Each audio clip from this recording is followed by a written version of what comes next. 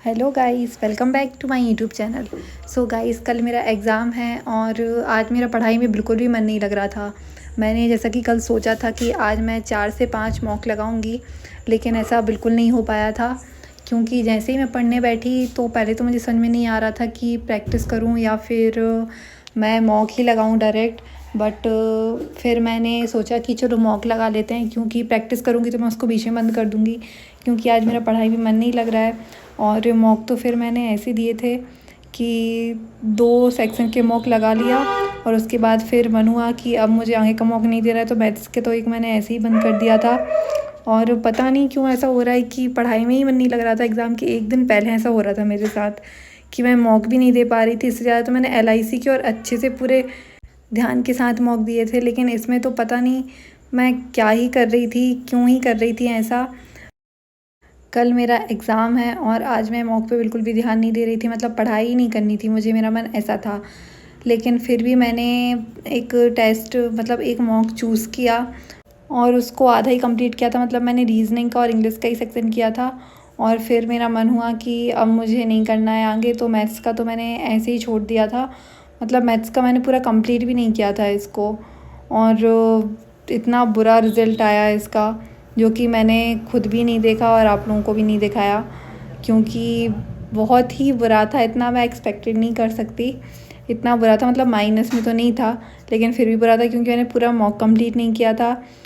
जब मैं mock start कर रही थी तो मैं इतना एक्साइटेड थी कि आज तो अच्छे से मॉक देना है मुझे, ज़्यादा से ज़्यादा क्वेश्चन अटैम्प्ट करूँगी और उसके अच्छे से एनालिसिस भी करूँगी, जितने भी क्वेश्चन सॉल्व करूँगी अगर जो नहीं बन रहे उनको।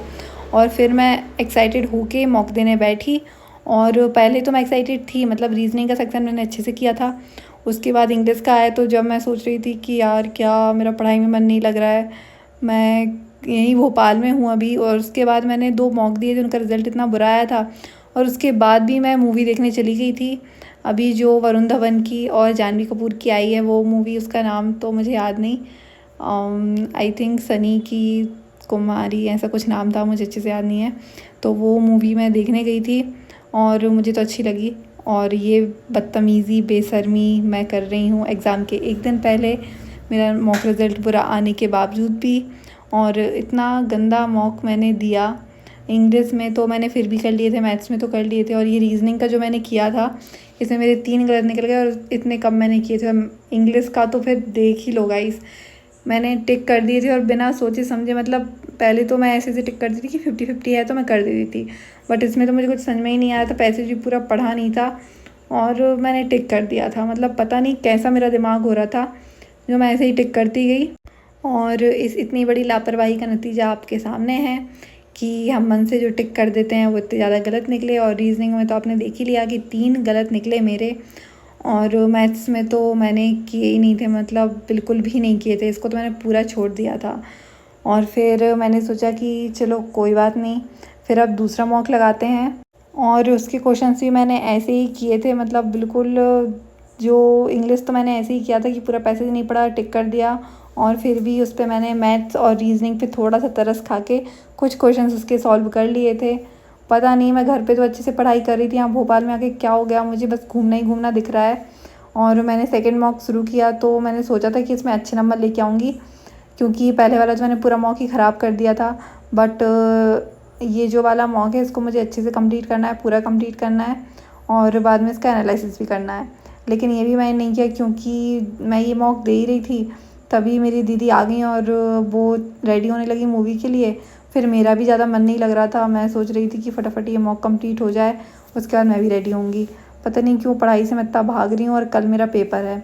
बट एक दिन पहले पढ़ने से इतना कुछ होता नहीं है कि एक दिन पहले पढ़ रहे हैं और फिर उसमें एग्ज़ाम निकल जाए, या फिर ये वो ऐसे स्कूल वाला एग्ज़ाम तो है नहीं कि एक दिन पहले बहुत ज़्यादा पढ़ना पड़ता है। ये तो कॉम्पिटिटिव एग्ज़ाम है, पहले से पढ़ा हुआ ही काम आता है। तो फिर इसी सहारे मैं जाऊंगी पेपर देने, क्योंकि मैंने एक दिन पहले तो बिल्कुल ही नहीं पढ़ा है और जो मॉक लगाए हैं वो तो आप देख ही रहे हो कि क्या हालत है उन मॉक की। तो बस अब मुझे थोड़ा सा सहारा है कि पेपर इजी आ जाए, और मुझे बिल्कुल अपना दिमाग ठीक रखना है, ऐसा बिल्कुल भी नहीं रखना है। और ऐसा मेरा LIC के पेपर में भी हो गया था। बीच बीच में नहीं, बाद में जब इंग्लिश का सेक्शन आया था, तो क्योंकि मैं बहुत कम अटैम्प्ट कर पाई थी और फिर जब इंग्लिश का सेक्शन सामने आया था तो मैं सोच रही थी कि जब उसमें ही मैंने इतने क्वेश्चंस नहीं कर पाई हूँ कि जितना होना चाहिए मिनिमम, उतने ही नहीं कर पाई हूँ, तो इंग्लिश में अच्छे से कर भी लूँगी तो क्या ही है। फिर मैंने इंग्लिश में भी ऐसे ही पैसेज थोड़ा बहुत पढ़ा था और उसके बाद पढ़ने के बाद मैंने उसे ऐसे ही टिक कर दिया था, जो कि बहुत गलत है, किसी को भी नहीं करना चाहिए, बट हाँ मैंने तो कर दिया था यही। और फिर मैं सोच रही थी कि अब IBPS का मुझे अच्छे से एग्ज़ाम देना है, इसमें बहुत अच्छे से मॉक देने हैं, बहुत अच्छे से कोशिश करूँगी। और लेकिन फिर मैंने ये मॉक ऐसे दिए और इसके नंबर इतने कम आए, ये सेकंड वाले के तो नंबर बहुत कम आए।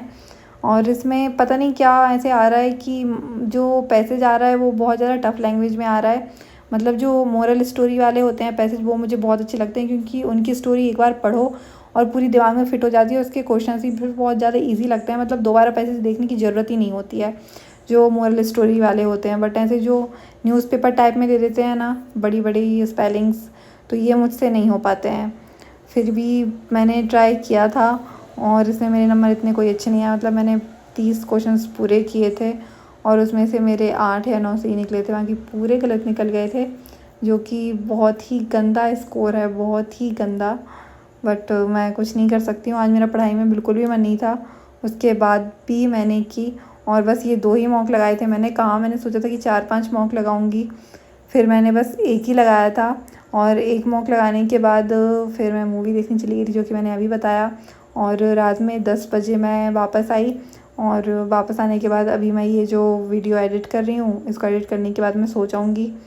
और अब इसके बाद मैं कोई भी पढ़ाई नहीं करूँगी और कल तो करनी नहीं है, क्योंकि जिस दिन एग्ज़ाम होता है उस दिन दिमाग को बिल्कुल शांत रखना होता है, बिल्कुल क्लीन। कोई भी पढ़ाई नहीं करनी होती है, कुछ भी दिमाग में नहीं घुसाना होता है मॉक के बारे में, किसी चीज़ के बारे में। दिमाग बिल्कुल शांत होना चाहिए। तो बस अब इतना ही पढ़ लिया है मैंने, जितना पढ़ लिया है। अब बस मुझे एग्ज़ाम देने जाना है कल, और मेरा जो एग्ज़ाम है वो 3:30 बजे से है और जो सेंटर है वो बहुत दूर है। बट हो सकता है कि मैं अपनी दीदी के साथ जाऊँ, दीदी की एक फ्रेंड है उनके साथ जाऊँ तो बहुत अच्छी बात होगी, क्योंकि फिर मुझे रैपिडो से नहीं जाना होगा।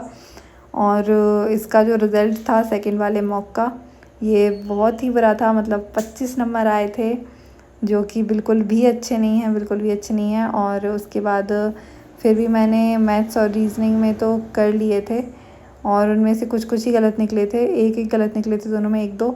लेकिन जो इंग्लिश में गलत निकले थे वो बहुत ज़्यादा गलत निकले थे, मतलब 8 सही निकले थे और 27 मैंने किए थे, उनमें से 19 गलत निकल गए थे, जो कि बहुत गंदा स्कोर है।